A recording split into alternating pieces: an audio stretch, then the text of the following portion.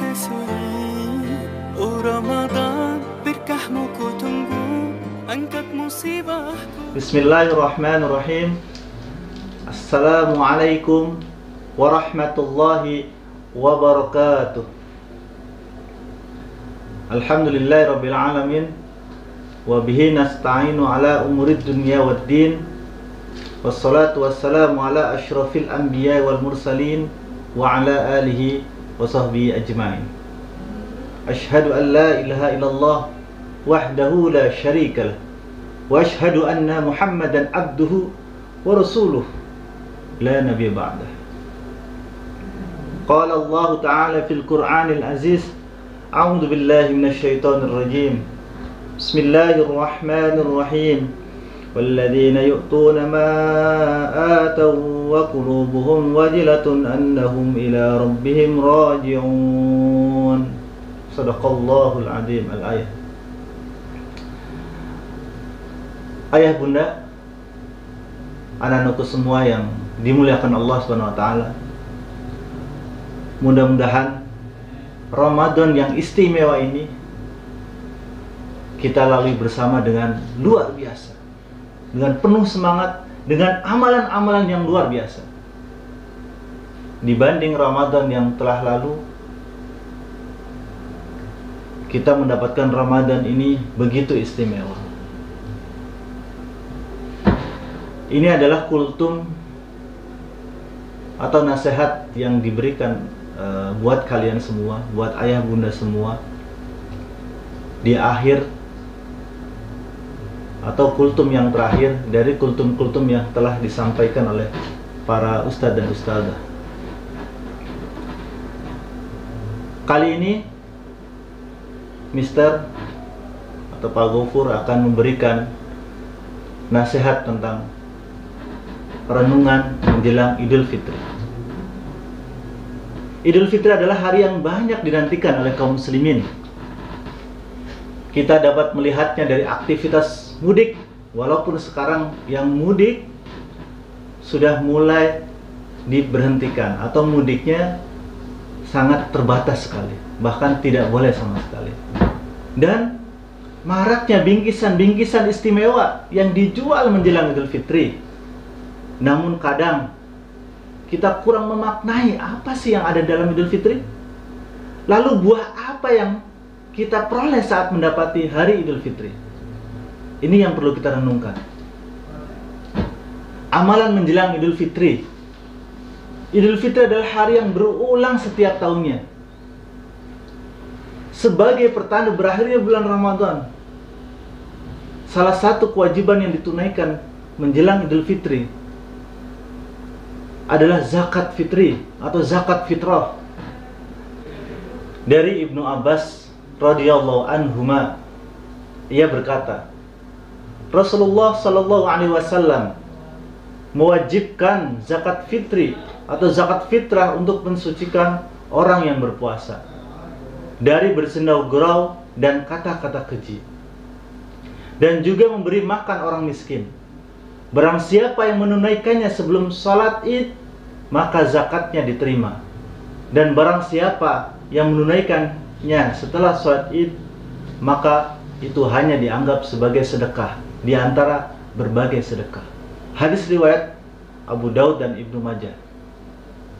Penghujung Ramadan ini ditutup pula dengan takbir, sebagaimana Allah Ta'ala berfirman, فَمَنْ شَهِدَ مِنْكُمُ الشَّهْرَ فَلْيَصُمْهُ وَمَنْ كَانَ مَرِيضًا أَوْ عَلَى سَفَرٍ فَعِدَّةٌ مِنْ أَيَّامٍ أُخَرَ يُرِيدُ اللَّهُ بِكُمُ الْيُسْرَ وَلَا يُرِيدُ بِكُمُ الْعُسْرَ وَلِتُكْمِلُوا الْعِدَّةَ وَلِتُكَبِّرُوا اللَّهَ عَلَى مَا هَدَاكُمْ وَلَعَلَّكُمْ تَشْكُرُونَ.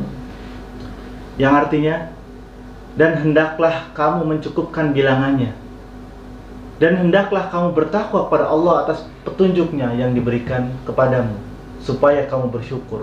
Quran Surat Al-Baqarah 185. Takbir ini disunnahkan untuk dikumandangkan sejak berangkat dari rumah hingga pelaksanaan sholat Idul Fitri. Dalam suatu riwayat disebutkan, Nabi SAW biasa keluar hendak sholat pada hari raya Idul Fitri, lantas beliau bertakbir sampai di lapangan dan sampai sholat hendak dilaksanakan. Ketika sholat hendak dilaksanakan, beliau berhenti dari bertakbir. Allahu Akbar, Allahu Akbar, Allahu Akbar, walillahil hamd. Anak-anakku, ayah bunda yang dirahmati Allah Subhanahu wa taala, saling mendoakan agar amalan kita di bulan Ramadan diterima juga, suatu hal yang dianjurkan saat hari raya. Dari Jubair bin Nufair, ia berkata bahwa jika para sahabat Rasulullah SAW berjumpa dengan hari Id, Idul Fitri atau Idul Adha, satu sama lain saling mengucapkan taqabbalallahu minna wa minkum, semoga Allah menerima amalanku dan amalanmu. Al-Hafidh Ibnu Hajar mengatakan bahwa hadis ini hasan. Bagaimana seharusnya keadaan kita di hari Idul Fitri? Beberapa amalan yang dijalani di bulan Ramadan berisi pengampunan dosa. Rasulullah SAW bersabda, barang siapa yang berpuasa di bulan Ramadan karena iman dan mengharap pahala dari Allah, maka dosanya di masa lalu akan diampuni. Hadis riwayat Bukhari wa Muslim. Begitu pula pada amalan salat tarawih, di dalamnya juga terdapat pengampunan dosa. Rasulullah SAW bersabda, barang siapa yang melakukan qiyam Ramadan atau salat tarawih karena iman dan mencari pahala, maka dosa-dosanya yang telah lalu akan diampuni. Hadis riwayat Bukhari dan Muslim. Barang siapa yang menghidupkan Lailatul Qadar dengan amalan salat, juga akan mendapatkan pengampunan dosa. Sebagaimana sabda Rasulullah SAW, barang siapa melaksanakan salat pada Lailatul Qadar karena iman dan mengharapkan pahala dari Allah, maka dosa-dosanya yang telah lalu akan diampuni. Hadis riwayat Bukhari. Begitu pula mengeluarkan zakat fitri di penghujung Ramadan, itu juga adalah sebab mendapatkan ampunan Allah, karena zakat fitri akan menutupi berupa kata-kata kotor dan sia-sia yang kita lakukan. Begitu banyak amalan di bulan Ramadan yang terdapat pengampunan dosa, sampai Ibnu Rajab mengatakan, tatkala semakin banyak pengampunan dosa di bulan Ramadan, maka siapa saja yang tidak mendapati pengampunan tersebut, sungguh dia telah terhalangi dari kebaikan yang banyak. Setelah kita mengetahui beberapa amalan di bulan Ramadan yang bisa menghapuskan dosa-dosa, maka seseorang di hari raya Idul Fitri, ketika dia kembali berbuka, tidak berpuasa lagi, seharusnya dalam keadaan bayi yang baru dilahirkan oleh ibunya, bersih dari dosa. Az-Zuhri berkata, ketika hari raya Idul Fitri, banyak manusia yang keluar menuju lapangan tempat pelaksanaan sholat Id. Allah pun akan menyaksikan mereka. Allah pun akan mengatakan, wahai hambaku, puasa kalian adalah untukku, salat kalian di bulan Ramadan adalah untukku. Kembalilah kalian dalam keadaan mendapatkan ampunanku. Ulama salaf lainnya mengatakan kepada sebagian saudaranya ketika melaksanakan sholat Id di tanah lapang, hari ini suatu kaum telah kembali dalam keadaan sebagaimana ibu mereka melahirkan mereka. Dikatakan demikian karena sungguh amat banyak pengampunan dosa di bulan Ramadan. Dari sini seharusnya setelah Idul Fitri, seorang muslim bisa menjadi lebih baik. Ibadah yang biasa rutin dijaga di bulan Ramadan, berusaha terus dirutinkan. Semisal menjaga sholat jamaah bagi pria, berusaha terus sholat malam, dan giat berpuasa sunnah. Al-Hasan Al-Basri rahimahullah mengatakan, sesungguhnya Allah Ta'ala tidaklah menjadikan ajal atau waktu akhir untuk amalan seorang mukmin selain kematiannya. Lalu Hasan Al-Hasan membaca firman Allah yang artinya, dan sembahlah Rabbmu sampai datang kepadamu al-yakin, yakni ajal. Quran surat Al-Hijr ayat 99. Rasulullah Shallallahu Alaihi Wasallam bersabda, ketahuilah bahwa amalan yang paling dicintai oleh Allah adalah amalan yang kontinu, terus menerus, tetap dilaksanakan walaupun sedikit. Hadis riwayat Muslim. Sebuah kekhawatiran ketika kita sudah melewati Ramadan, ketika Idul Fitri sudah ada di depan kita, wahai ayah bunda dan anak-anakku semua, ada kekhawatiran amalan kita tidak diterima. Para ulama salaf terdahulu begitu semangat untuk menyempurnakan amalan mereka. Kemudian mereka berharap-harap agar amalan tersebut diterima oleh Allah dan khawatir jika tertolak. Mereka lah yang disebut dalam firman Allah yang artinya, dan orang-orang yang memberikan apa yang telah mereka berikan dengan hati yang takut. Quran surat Al-Mu'minun ayat 60. Ibnu Dinar mengatakan, tidak diterimanya amalan lebih kukhawatirkan daripada banyak amalan. Abdul Aziz bin Abi Rawat berkata, saya menemukan para salaf begitu semangat untuk melakukan amal solih. Apabila telah melakukannya, mereka merasa khawatir apakah amalan mereka diterima atau tidak. Sebagian ulama sampai-sampai mengatakan, para salaf biasa memohon pada Allah selama 6 bulan agar dapat berjumpa dengan bulan Ramadan. Kemudian 6 bulan sisanya mereka memohon pada Allah agar amalan mereka diterima. Umar bin Abdul Aziz, seorang pemimpin yang sangat adil, berkata, tatkala beliau berkhutbah pada hari raya Idul Fitri, beliau mengatakan, wahai sekalian manusia, kalian telah berpuasa selama 30 hari. Kalian pun telah melaksanakan sholat tarawih setiap malamnya. Kalian pun keluar dan memohon kepada Allah agar amalan kalian diterima. Namun sebagian salaf malah bersedih ketika hari raya Idul Fitri. Dikatakan kepada mereka, sesungguhnya hari ini adalah hari penuh kebahagiaan.